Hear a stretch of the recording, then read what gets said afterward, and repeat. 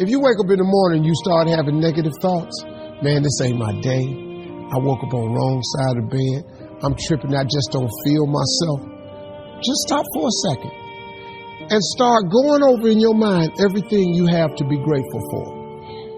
Everything you already have, not everything you want. Because what you have is substantial. The fact that you can walk, that's a blessing. The fact that you woke up, that's another blessing. See, think, reason, that's another blessing. The fact that you can go somewhere and get yourself something to eat, that's another blessing. The ability to dream is a blessing.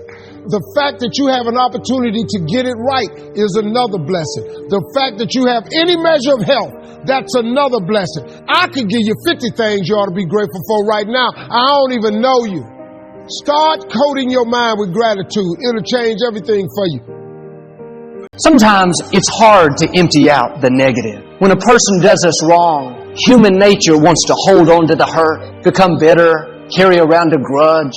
We think, I'm not going to forgive them. They don't deserve it. But you're not forgiving for their sake. You're forgiving for your sake. As long as you hold on to the hurt, the anger, the bitterness, it's not affecting them, it's infecting you.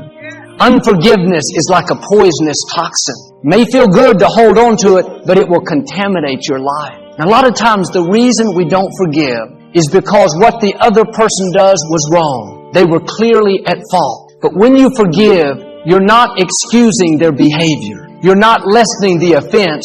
You're simply getting the poison out of you. You have to forgive so you can be free. Quit looking at it like you're doing them a favor. You're doing yourself a favor. See, it takes a lot of emotional energy to hold a grudge, to live with unforgiveness. You wake up, it's always on your mind, thinking about how they did you wrong. You may not realize you are spending emotional energy that you need for your dreams, for your goals, for your children.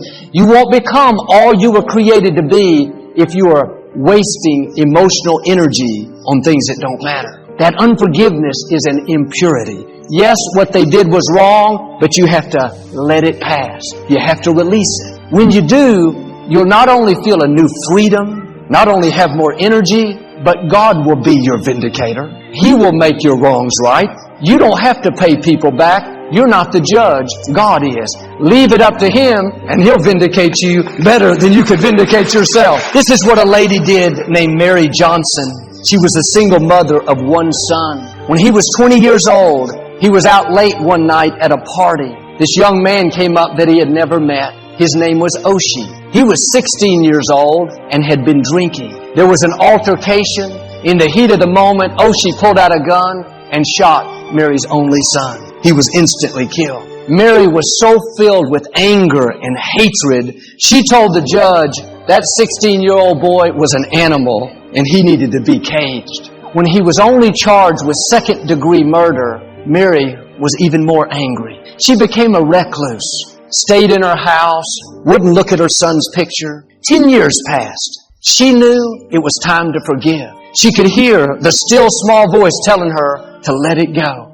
She contacted the prison to see if she could visit Oshi. They said yes, but Oshi said no. He wouldn't do it. She kept asking and asking. Finally, he agreed. She showed up at the prison. When she saw Oshi, he came around and gave her a big hug and held onto her. They wept and wept. Mary said, as I was embracing Oshi, I could feel hatred and bitterness rising up out of me and leaving my body. It was so strong that she fell over. Oshi had to hold her up. That day, Mary not only emptied out the unforgiveness, but she found a new son.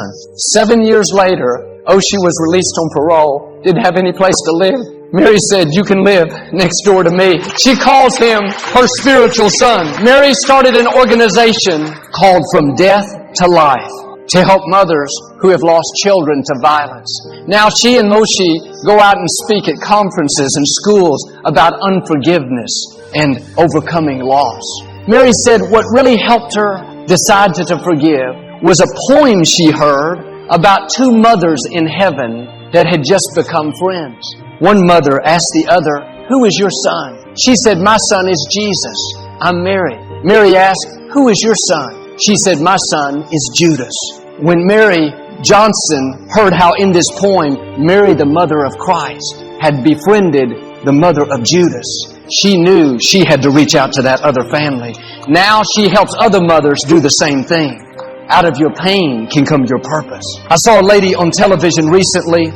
Several years earlier, her son had been killed in an accident. They asked her how she was doing, and she made the statement, "You never really get over it, but you can get past it." She was saying, yes, it's difficult. Yes, there was a season of mourning, but you don't have to stay in mourning. You don't have to live bitter. You don't have to get stuck in grief, in depression.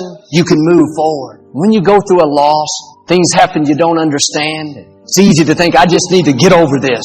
But sometimes that's too strong. It can put more pressure on us.